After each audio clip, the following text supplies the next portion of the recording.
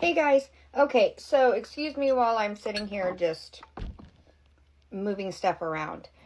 Um, I wanted to jump on here to talk a little bit more about being a full-time employee in a medical office, plus trying to run my business as well.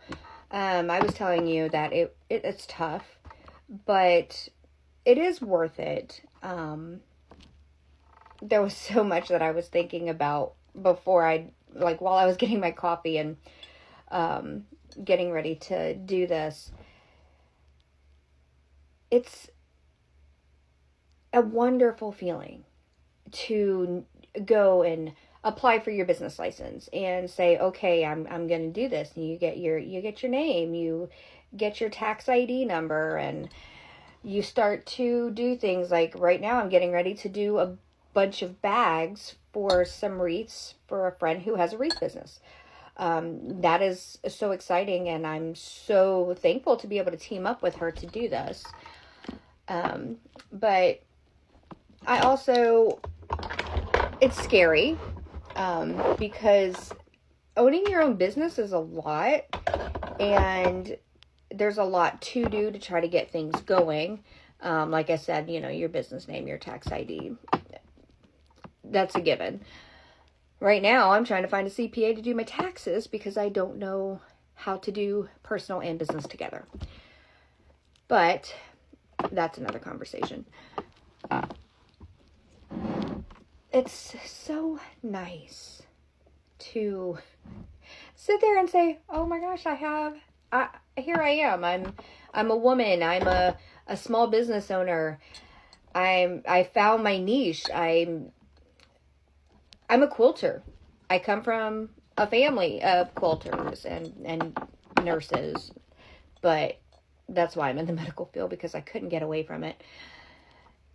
But I mean, like I said, I come from a family of quilters, so I get so much joy from quilting. I will sit down, I will have an order to do, like these bags that I make for iPads. I sit there and once I cut the fabric and get it basted to the batting, and actually I use foam so for the iPad bags, but once I get it basted to the iPad, or I'm sorry, try this again. Once I get it basted to the foam, then it's time to quilt. Because, you get your lines on there, and then you just sit and you quilt. I put my headphones on, and I sit here, and I just run the fabric through the machine. And I get so much joy from that. And that's what I have decided to stick with, is quilting. I will throw some blankets in there eventually, but I'm a quilter. I'm a bag maker. There's no way to get away from that, but which I don't want to. I absolutely love making bags, and it doesn't matter the type of bag. I've got tote bags. I've got this beautiful design that I'm getting ready to use this pattern for, to make a tote bag for a friend. I've got little poo bag holders for your bags when you take your dog on your walks. I make regular tote bags, beach bags, bags for wreaths, cosmetic bags.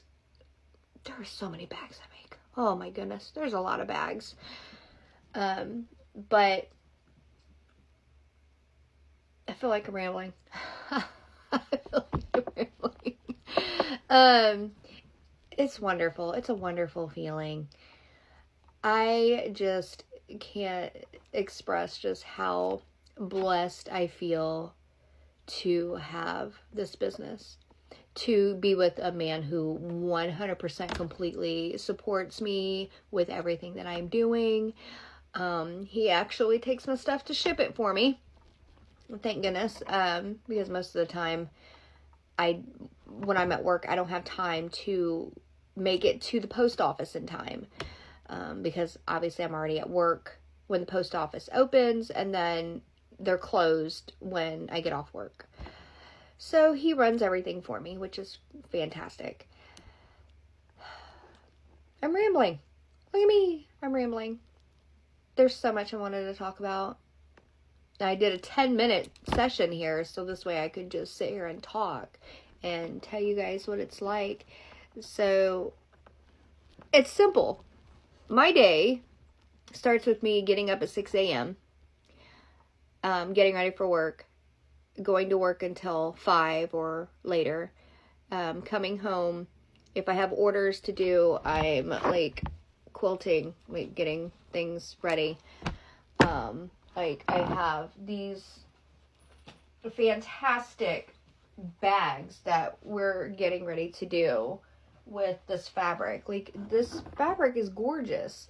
It feels amazing. And these are for bags for wreaths, for storing your wreaths. And it's just, I'm so excited about starting those. Actually, I just picked up the batting.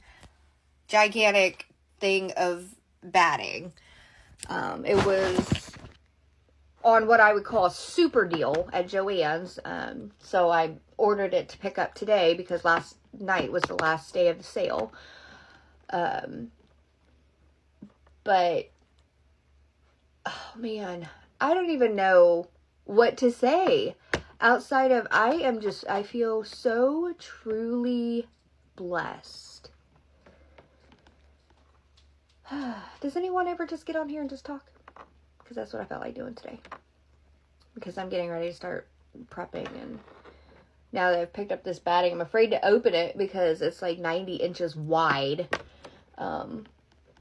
I would love to have one of those rollers installed so I can actually like put the batting up on a roll and pull down and cut off what I need instead of trying to fit it on this table, and of course covering all of my sewing machines because all of my machines are like right here. See, 1, 2, and then 3.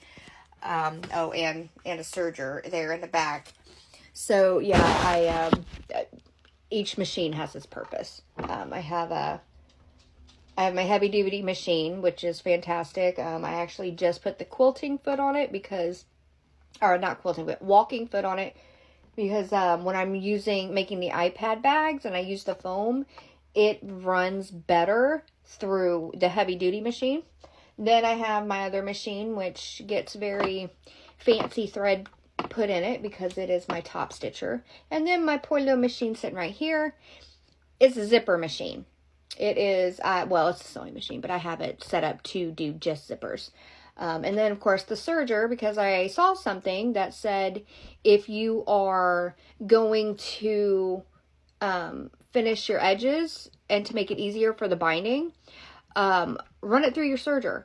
Run the edges through the serger, get a nice edge on it, and then boom, you have a perfect edge to put the binding on. Not to mention, don't forget about your little, like, these little glue sticks. I saw something that said to use these glue sticks to do the binding. You put the glue on, put the one side of the binding on. Use your iron, and you can actually just, it holds it temporarily while you're running it through the machine, which is great. And it doesn't gum up your, needle. So check those out. But overall, I am very thankful, and let me know if you guys actually want to hear me talk more about quilting and full-time, because it's a huge job. Like, I feel so thankful. All right, guys, have a good one.